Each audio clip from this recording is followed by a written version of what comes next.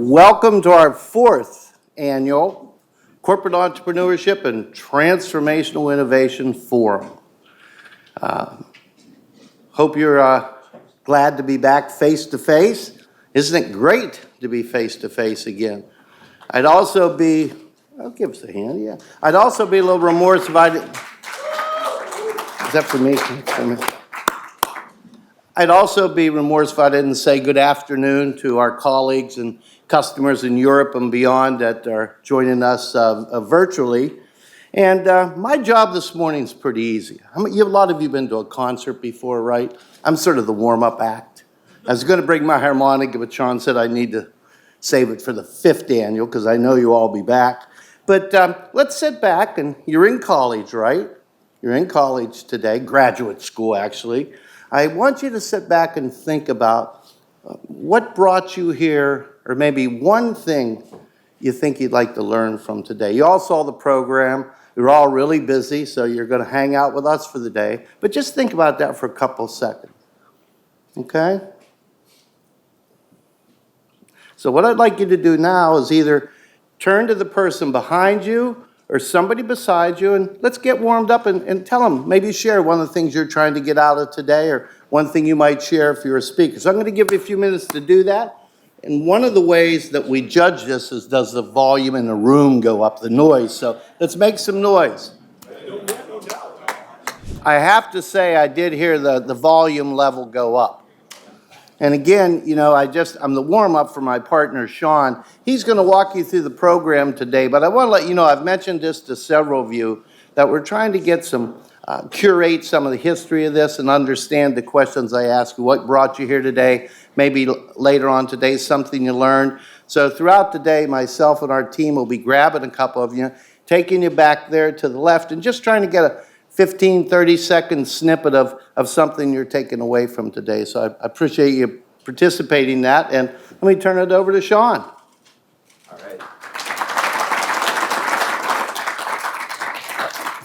Thanks, Louie.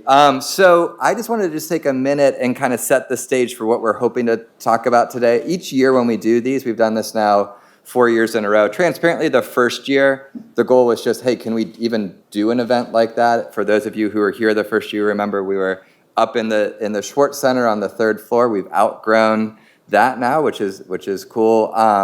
But tomorrow, for those of you who are sticking around for the optional how-to programming, that will be in the Schwartz Center. And if you're not sticking around, I would encourage you at some point today just to swing up and see that space. But the first year was kind of just, can we do it?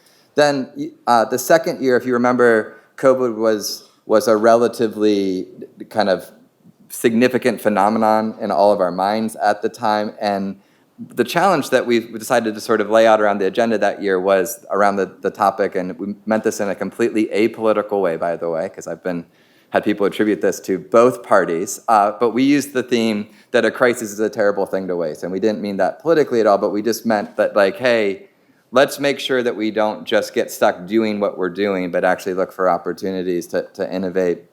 You know, last year, if you remember, the world was kind of coming out of the pandemic, and so there was a lot of focus around, like, what does return to work look like, and what is that going to mean for each of your organizations, and I think that was a helpful theme. This year's theme we picked is a little different than what we've done up to now. We did this theme, as you can see on the slide, technology for innovation's sake. And I picked it as a sort of play on a term that I'm guessing many of you have heard and maybe even said in a boardroom, which is like, oh, that's just technology for technology's sake, right? And it's kind of this critique that you hear of, like, oh, well, that's just doing technology for technology's sake. And look, there are plenty of projects where I think that's a very fair critique of the project.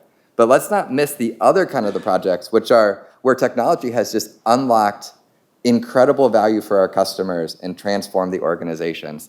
And as I think about kind of where we are right now, I think around a number of technologies, we're at a point where if you can kind of delineate between what's hype and what's really possible, there's opportunities to do technology for innovation's sake in a lot of the different parts of your organization. And so with that lens, we tried to put together this year's programming. So it's a little more technical than we've done in the past. I promise there'll be no regressions, no hard math here, no neural nets. But we are going to actually address some real technology issues here today And through the day, I have three of my faculty colleagues here who are going to actually come in and talk about areas that they're experts in and what is hype and what is reality from their perspective as leading researchers. And then we also have two kind of significant blocks of programming through the day. We have a block of programming around how technology has transformed retail, because one of the theories that I have is that retail is kind of what retail has gone through is forward-looking for a lot of the rest of your industries. So even if you're not in retail, I think there's a lot to learn for how technology has transformed the retail sector. And then in this afternoon, we're doing a block of programming around what I'm calling database corporate startups. And the concept there is that I believe that for a variety of reasons, but predominantly some of these tech trends that we'll be talking about kind of through the day, a lot of the next transformative products in a lot of your companies is sitting on your servers right now.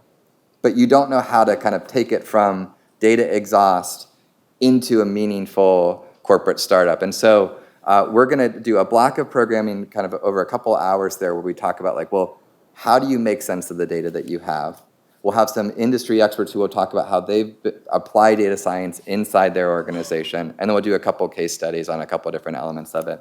And then, again, throughout the day, we'll kind of have these other kind of high points looking at different opportunities to kind of make sure, hopefully, that when you're leaving today, you're walking away thinking, okay, well, here are some technologies that I need to be paying attention to, that I want to collaborate with my teams on and figure it out. And that's absolutely why the last session of the day is this conversation around how R&D and sort of research and technology should and must be collaborating with the innovation groups. So my hope is that it will sort of achieve the objective of what we've laid out for the day. I will tell you that the secret of the CSL Forum is that actually, as much work as we do on the programming, and I spend a lot of time sweating about the program, the real value is actually the conversations between the different participants here, right? To me, the thing that is actually really magical about this is that it's an opportunity for you to interact with other people at other companies that are not competitive, that are trying to achieve a lot of the same things that you're trying to achieve in your company. So please do take advantage of the networking.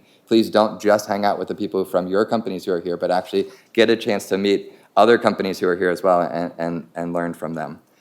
So that's kind of where we're heading. I do want to actually now kind of kick off the first of the program. So we have, I'm going to just introduce Dave really quickly, and then I'll have Dave set up the panel. So Dave is a guy that I've worked with for a long time. Dave was my boss, and then we worked on a couple other things for a while, and now he's back to be my boss again because I liked working for him so much the first time. But Dave Mooney runs our Entrepreneurship Center here at Carnegie Mellon. Earlier in our career, when I say he's my bosses, he and I started a couple startups together, but he now runs our Entrepreneurship Center. If you pay attention to the rankings, CMU's entrepreneurship program has gone from the mid to low 20s to a top 5 program over the last decade, and Dave is always gracious to give credit to lots of people for that, but at the end of the day, the real truth is that's because of the hard work that Dave has done to make that happen, and it's done that where we are now like out-kicking the rest of the business school rankings, and so in terms of how TEPA ranks. So I'm really proud of the work that he's done. I'm going to let him introduce Tony and set up the conversation here, but this is kind of an opening keynote of a conversation around what's similar and what's different between some of your roles in corporate environments versus these more high-growth startup environments. What are the similarities and differences there? So Dave and Tony, if you could come up to get us started here.